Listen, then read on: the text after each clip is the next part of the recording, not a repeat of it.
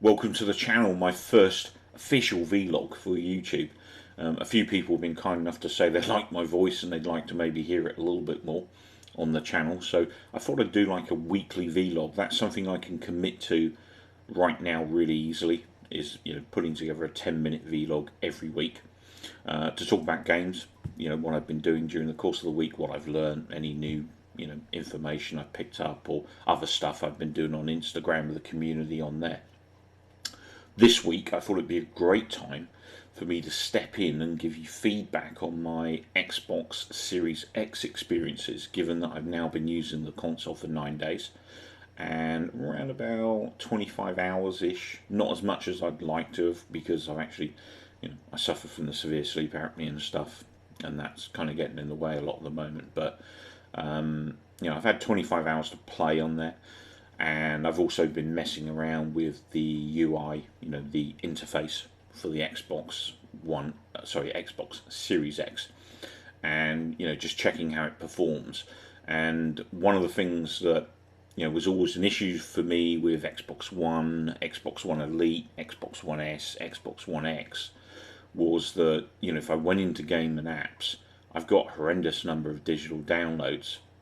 Originally I had 16 terabytes attached to my Xbox One S, Xbox One X, and recently I had an 8 terabyte drive failure last week, which was a bit annoying, obviously, and disappointing, and it was literally just out of warranty, of course.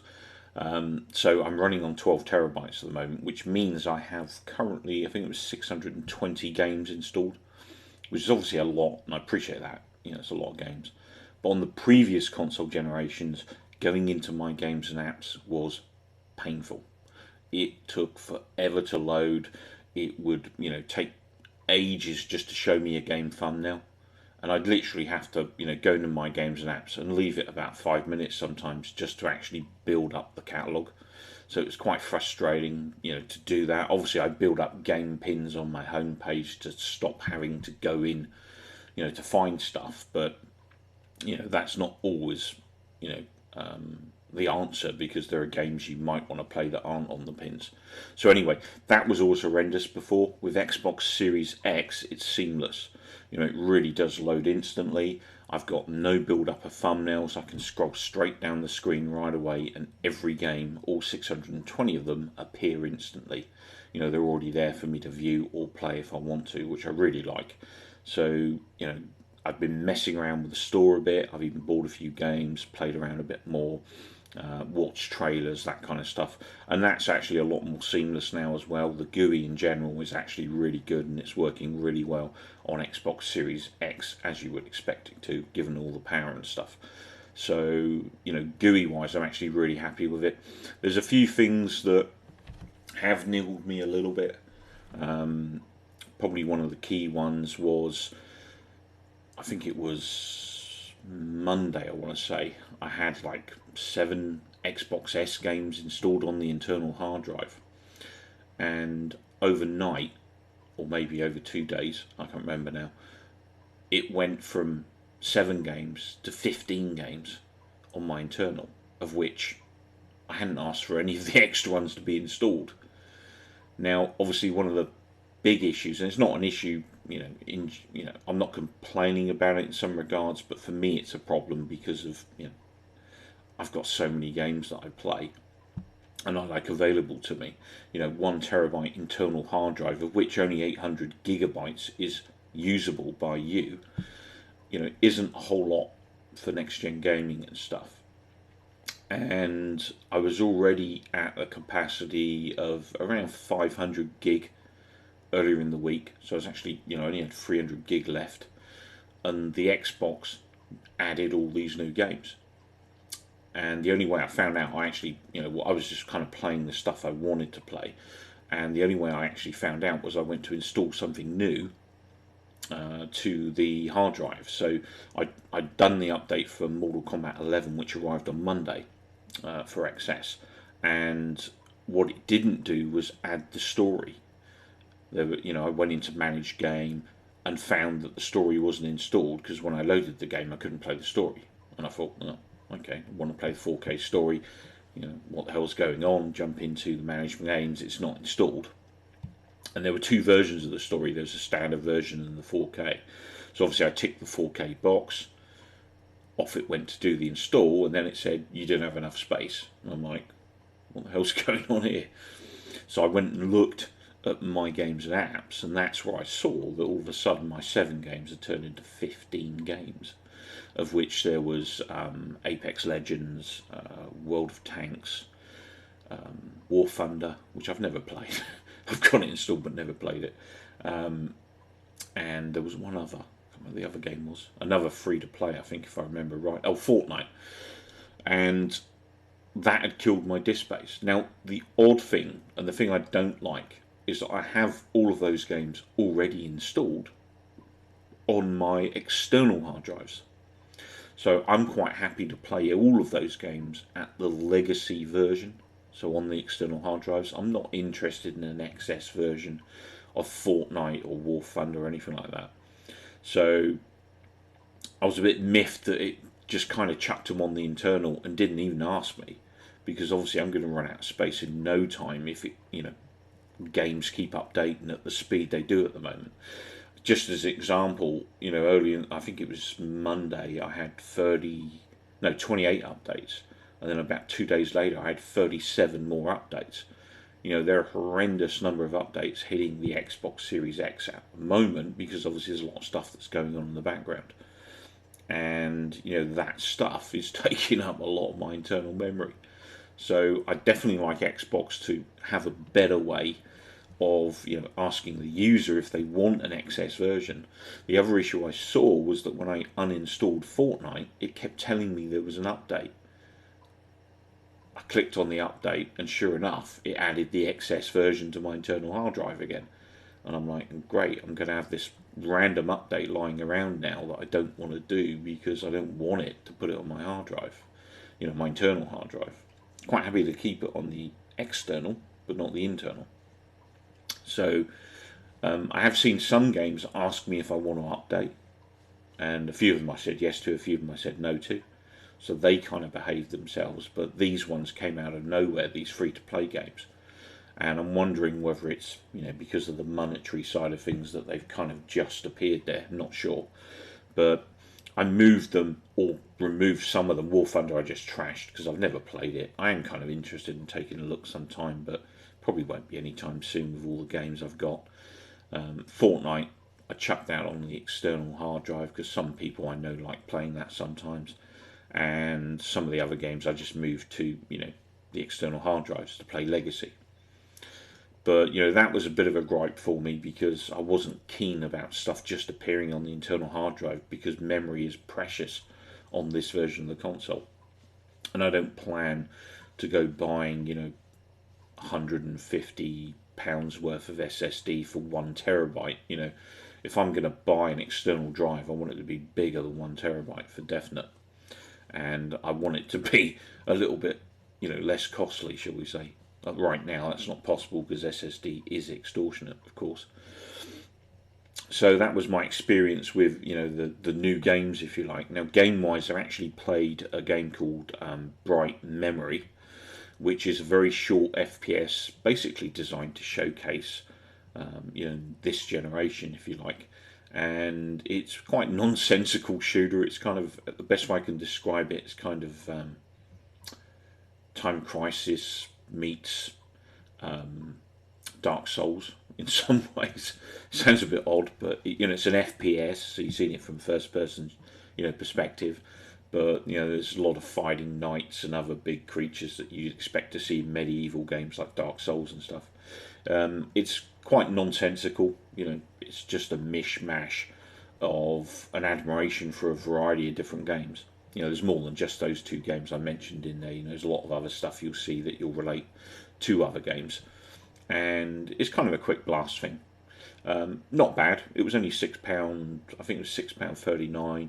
Not a bad looking game. I was experiencing screen tear when I played it with the generic settings, something that I've seen a lot on PC games, and to get around it on PC games I always turned on VSync.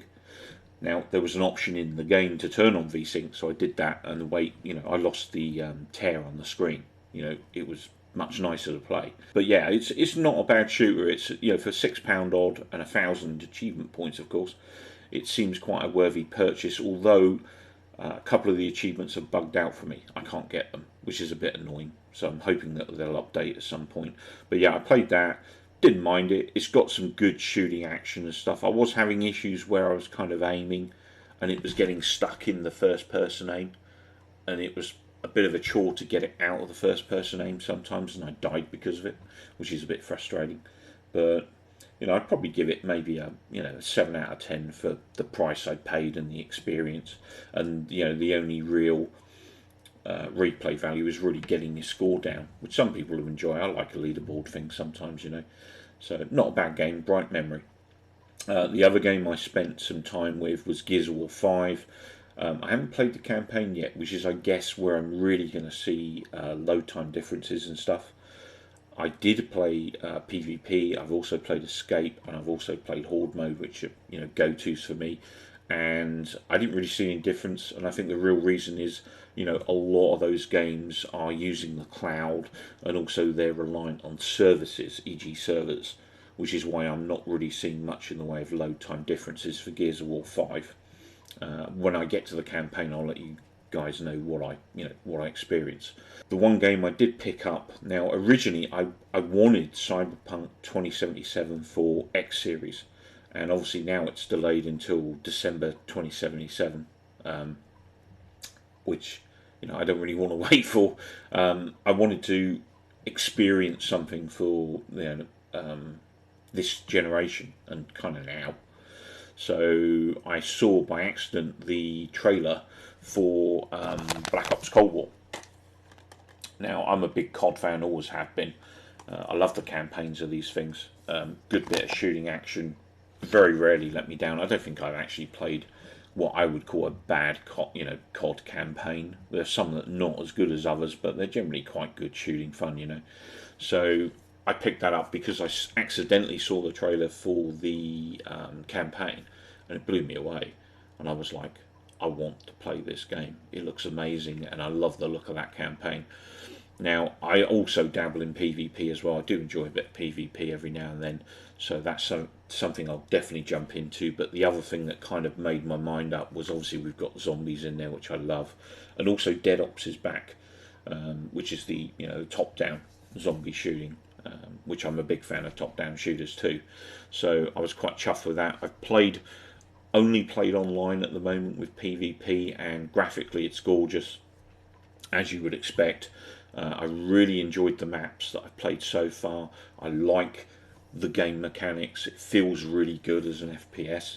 I also love the guns, the feel of the guns and the gun sounds. The actual advancement or leveling up of your guns seems quite fair and quite good. Big fan of it. Really enjoyed the PvP. Again, when I get to other parts of the game, I'll talk about those as well. But right now, that's pretty much what I've played for Black Ops. There's about 10 levels, or 10 matches, if you like, in the mosh pit. So team deathmatch, hardpoint, domination, free for all, and actually doing not bad at the moment, considering I'm an old git. I'm still in a positive KD and stuff. I've had very few non-positive KD matches, so obviously as long as you're doing well at the game, it's quite enjoyable most of the time. So yeah, really enjoying Black Ops Cold War at the moment. Looking forward to the campaign. The other game that I've been playing, I spent around about 8 hours with on X, is Generation Zero, which, if you're not familiar with it, it's a post-World War II game based in Sweden, where you're a kind of guerrilla fighter, where Hitler's won the war. He got fed up fighting Sweden because it was full of all these sort of guerrilla factions trying to fight them off. So he basically sends a bunch of robots over to Sweden to take care of the Swedes and make their life hell in general. And it's actually a really good game. It's based in the 1980s, and it's got an awesome 1980s feel to it. It's a really nice looking game, but the robots actually look like they come from the 1980s. They kind of look like slightly more advanced JCB diggers and stuff. They look convincing for the time period. Really great game, I'd recommend. But on the Xbox One, Xbox One S, and Xbox One X, even, it was very laggy as a game. It was very chuggy at times, and when you got lots of enemy coming at you, it kind of just started to slow down and struggle.